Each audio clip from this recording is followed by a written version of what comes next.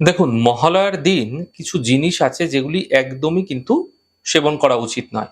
বিশেষ করে দেখুন, যখনই পিতৃপক্ষ চালু হয়ে গেছে, তো এই জিনিসগুলি না খাওয়াই উচিত, না সেবন করাই উচিত। কিন্তু যদি একান্তই সম্ভব না হচ্ছে, তাহলে মহালয়ার দিন অবশ্যই আপনারা পালন করবেন। মহালয়ার দিন আপনারা নিরামিষ আহার তো করবেনই, আমিষ আহার খাদ্য আপনারা কিন্তু ভুলেও করবেন না। প্রথমত বলি, বাঁধাকপি এই দিন একদম খাওয়া যাবে না, বা এই পুরো পিতৃপক্ষ জুড়ে খাবেন না।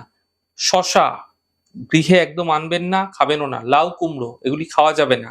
জিরে, দারচিনি, মুসুরের ডাল, রসুন, পেঁয়াজ এই দিন কিন্তু আনা যাবে না, খাওয়া যাবে না। এবং বিশেষ করে বলে রাখি, বাসি খাবার, বাসি খাবার কিন্তু একদম ভুল করেও পিতৃপক্ষে খাবেন না, এবং মহালয়ার দিনও কিন্তু আপনারা বাসি খাবার ভুলেও খাবেন না। আর মহালয়ার দিন যদি আপনার বাড়িতে কেউ চলে এসছে, দরিদ্র মানুষ হতে পারে, গরিব মানুষ হতে পারে, যে কোনো মানুষ অনেক সময় আসে, বা যে কেউ হোক না কেন, তাকেও কিন্তু আপনারা ভুলেও বাসি খাবার দেবেন না। এই দিন আপনার বাড়ির সামনে যদি গরু আসছে, কাক আসছে, কুকুর আসছে, পিঁপড়ে আসছে দেখতে পাচ্ছেন, তাহলে অবশ্যই তাকে কিছু খেতে দিন। যেমন ধরুন, গোমাতাকে আপনারা সবুজ সবজি দিতে পারেন, কুকুরকে আপনারা সাধ্যমতো খেতে দিন, কাক এই দিন কিন্তু খুবই কম দেখা যায় কাককে।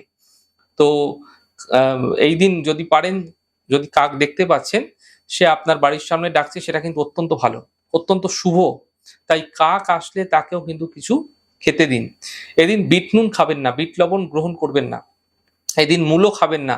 কলা পাতায় কোনো মতেই কিন্তু এদিন খাবার খাবেন না। কলা পাতায় কিন্তু আপনারা যেরকম খাবেন না, এবং কলা পাতার কাউকে খেতেও দেবেন না। এই জিনিসগুলি মেনে চলুন আপনাদের ক্ষেত্রে। এই মহালয়ার এই যে পিতৃপক্ষের যে বিশেষ সময়কাল চলছে, তা আপনাকে অনেক বেশি সুফল দেবে।